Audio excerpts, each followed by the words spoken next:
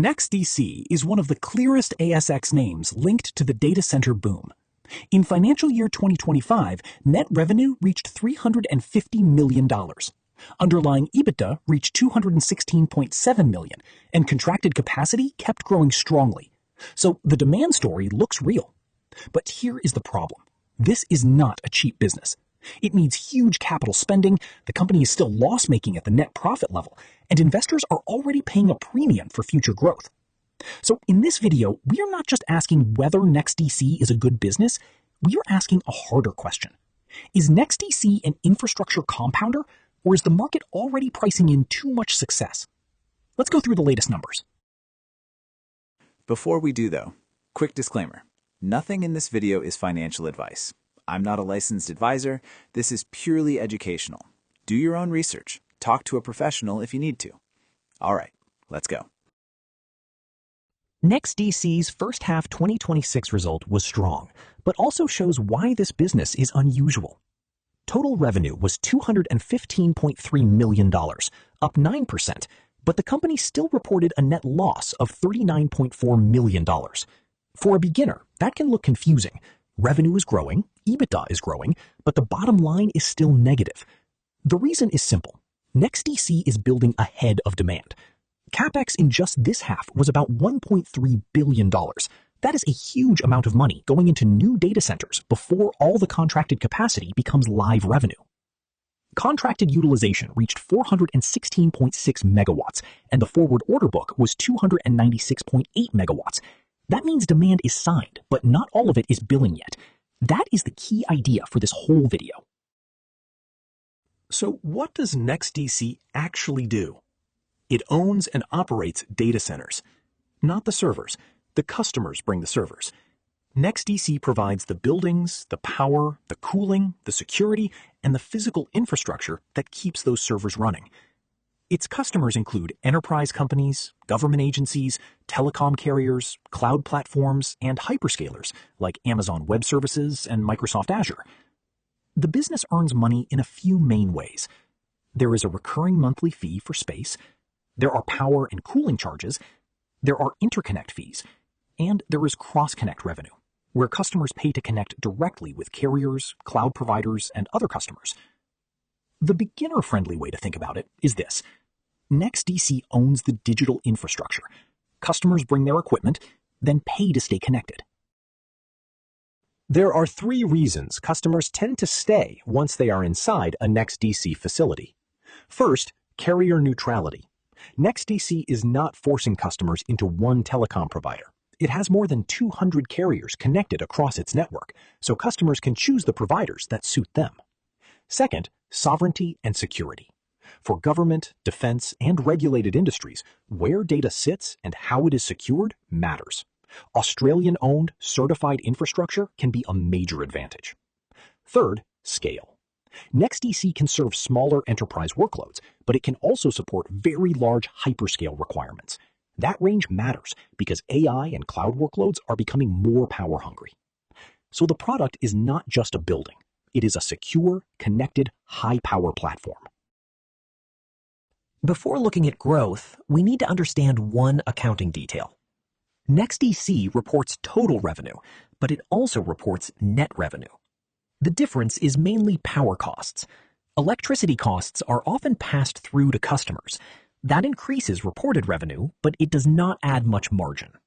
So for NEXTDC, net revenue is usually the cleaner number. In financial year 2025, total revenue was $427.2 million. Net revenue was $350.2 million. That net revenue number grew 14% for the year. The 5-year growth rate is around 15%, which is strong. And the EBITDA margin on net revenue was about 62%. That tells us the operating model itself is profitable. The pressure comes from the build-out. There are 2 important takeaways from these charts. First, revenue has grown consistently over the last 5 years. Net revenue has moved from just over $200 million in financial year 2021 to around $350 million in financial year 2025. Second, EBITDA has grown faster than revenue. That is operating leverage. Once the data center is built and customers start using more capacity, a lot of extra revenue can fall through to earnings. But this is also why timing matters. If the contracted pipeline converts on schedule, EBITDA can catch up quickly. If it gets delayed, investors are left waiting while CapEx and debt keep rising. NEXTDC does not fit the standard quality company checklist perfectly. Free cash flow is negative in every year shown on this slide. For many businesses, that would be a red flag. But for NEXTDC, it needs context. This is a capital-intensive infrastructure business. It spends money today to build assets that can earn contracted revenue over many years. So the better question is not, is free cash flow positive today? The better question is the operating business becoming stronger underneath the CapEx? Operating cash flow reached $222.6 million in financial year 2025. EBITDA margin on net revenue stayed around 62%. ROIC is still low, around 2%, because the company is building ahead of utilization. So the quality is there, but it is hidden behind a heavy investment phase. NEXTDC's moat comes from three places.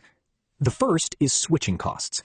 Once a customer has equipment, connections, security requirements, and workflows inside a facility, moving is not simple. It can take months, cost a lot of money, and create operational risk. The second is network effects. More carriers attract more enterprise customers. More enterprise customers attract more cloud platforms. More cloud platforms make the facility more useful for everyone else. The third is regulatory and physical barriers. Data centers need the right land, planning approval, power access, cooling systems, and security certifications.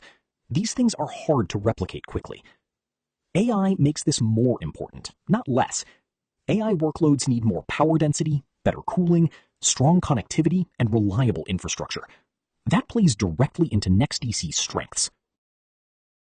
This is the most important slide in the deck. The profit and loss statement shows a business still absorbing huge build costs, but the contracted pipeline shows why the market still pays attention. At the first half 2026 result, contracted utilization reached 416.6 megawatts. The forward order book was 296.8 megawatts. That means a large amount of capacity was already contracted, but not yet billing. Then in April, NEXTDC announced an even bigger step up, with pro forma contracted utilization rising to 667 megawatts, and the forward order book rising to 544 megawatts. That is the real bull case. The market is not paying for today's profit. It is paying for the possibility that this contracted capacity becomes live revenue and EBITDA over the next few years. Victoria is currently the engine room for NEXTDC. The Melbourne campus group, including M1, M2, and M3, accounts for roughly 57% of revenue. Sydney adds around 30%.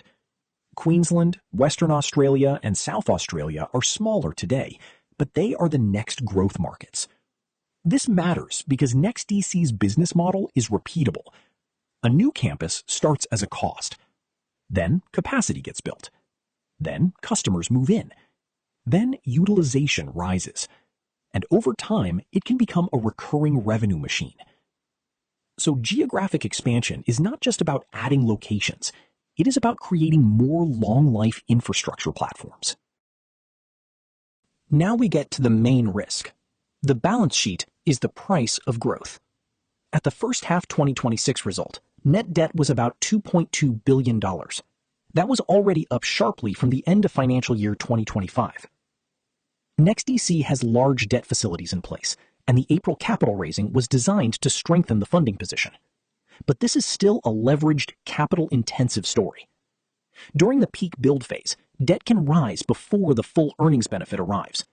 That is the uncomfortable part of the thesis. If contracted capacity converts into billing revenue on time, leverage should become more manageable. If conversion is delayed, the balance sheet risk becomes much more serious. So for NEXTDC, debt is not a side issue. It is one of the main things investors need to watch. Valuation is where the debate gets difficult. At the share price used in this deck, NEXTDC was trading around 49 times annualized first-half EBITDA.